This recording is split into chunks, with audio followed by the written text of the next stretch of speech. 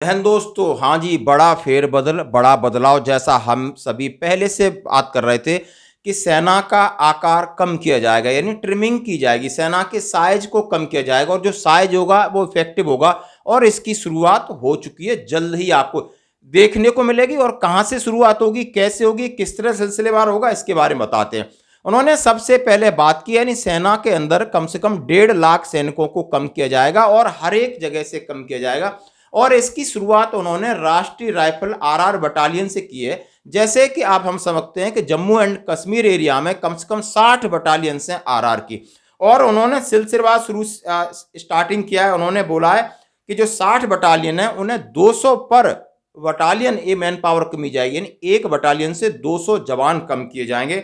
और ये जवान सीधा इन्फेंट्री यूनिट्स के होंगे या जो फाइटिंग फोर्स के होंगे अपनी यूनिटों में जाएंगे।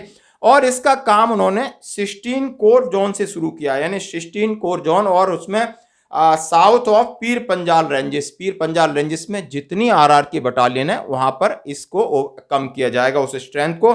और इसकी जिम्मेदारी पैरामिलिट्री फोर्सेस और स्टेट पुलिस को दी जाएगी। उसके बाद उन्होंने कहा 15 कोर, फिर उसके बाद 16 कोर के बाद 15 कोर पे आते हैं। उन्होंने बोला कश्मीर वैली में और दिया जाएगा जो भी आपके फोर्सेस हैं, विक्टर फोर्सेस हैं, आपने देखा Romeo force, delta, kilo forces.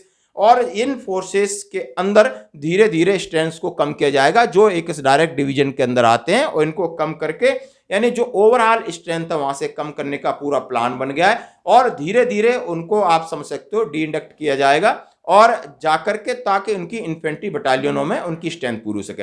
इसके साथ यहाँ ये सिलसिला नहीं रुकेगा और उन्होंने बोला इसके साथ बहुत सारी जो प्लानिंग है, चाहे ट्रेडमैन्स को बाहर से काम करना हो, चाहे ईएमआई में कम करना हो, बहुत सारे सपोर्टिंग एलिमेंट्स हैं, उनकी भी स्ट्रेंथ कम होगी।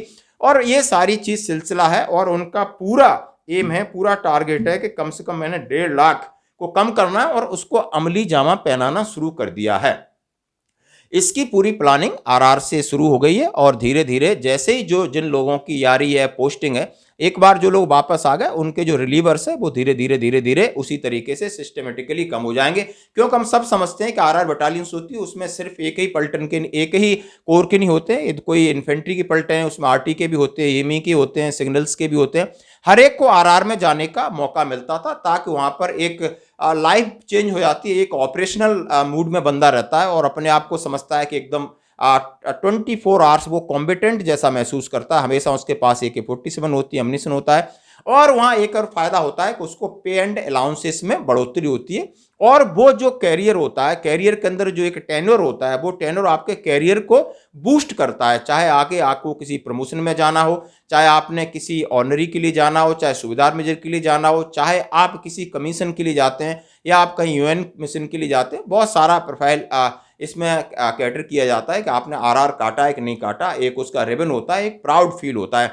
शायद अब इस चीज लोगों को मौका मिलेगा, लेकिन कम लोगों को मौका मिलेगा क्योंकि फौज ने ये डिसीजन लिया है कि आरआर को कम किया जाए और उनकी जगह जो भी CAPF, सेंट्रल आर्मर्ड जो पैरामिलिट्री फोर्सेस है वो रहेंगी या स्टेट फोर्स देखेगी। और ये डिसीजन है जल्द इंप्लीमेंट शुरू हो गया, इसकी प्लानिंग हो गई है, बस आपको ग्राउंड पे ये जल्द ही देखने को मिलेगा। हम करते हैं इसका स्वागत। धन्यवाद।